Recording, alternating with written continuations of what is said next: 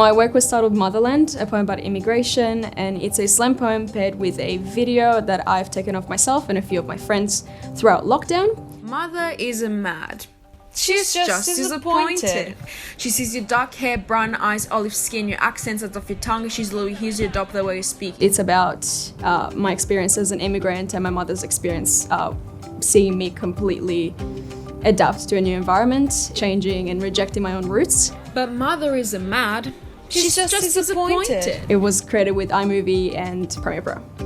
It also involves a personified version of my home country, so Italy. I see it as like a mother, a woman. There's a child leaving the room untidy, and that's the reason why a mother could be upset, but that is also a metaphor for someone leaving their home country with unfinished business. You left at night and came back in the morning, missing first steps, first kisses, and your grandfather's last words. She prayed while you were on the plane. The video involves a few home videos with my cousins, my boyfriend, my family, a few of my childhood friends. And all these videos were taken in Italy in January 2020, which was right before COVID hit my family. And part of the inspiration of the poem was looking into my guilt of knowing that my family might pass away and that I would never see them again.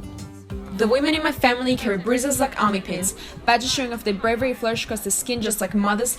One of the challenges of the poem was that I had to give people creative freedom because we were in lockdown.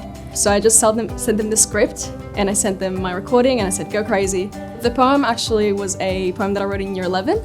It was something that I wrote really quickly and it was kind of like a Dr. Seuss rhyme type of thing. But then I got the idea from there to go and think of like things that a mother could be upset and how to use them as a metaphor for like someone struggling with any challenge regarding immigration and that sort of stuff. I had a big phase where I would write slam poems. They weren't necessarily good, but I would write them.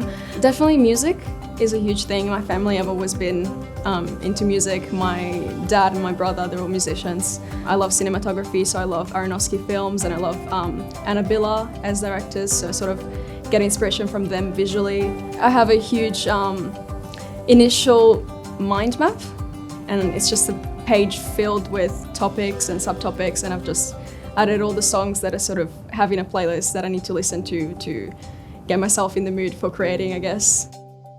My work being video, so contemporary, I didn't really use too many things. I just had video footage, then I used Premiere Pro and iMovie to sort of tie them all together and make it really cohesive. And that was pretty much it, as in processes and materials.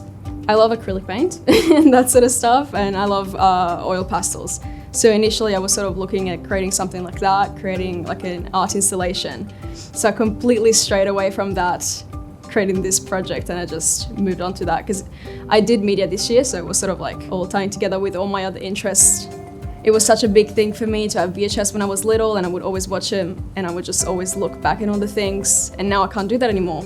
But everybody else usually has them in their own house, so if only I had those old videos that I could put in there, but I couldn't, so I had to use the iPhone footage.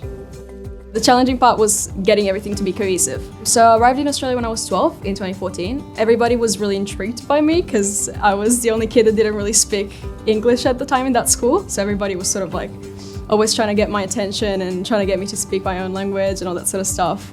And then later on, it sort of became like I had to fit in, and everybody was sort of getting annoyed because I wasn't able to speak properly and I had this really thick Italian accent.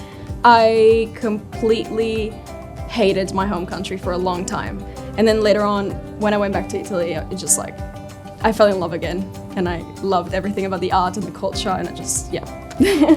So the advice that I would give to VCR students would be to definitely annotate before moving on. That's one of the main things that I didn't really follow, and then I had like 20 pages to annotate. And definitely not doubt yourself. I'm someone who's very self-critical, and at one point I just sort of had to think about how other people perceive my work and not how I perceive it.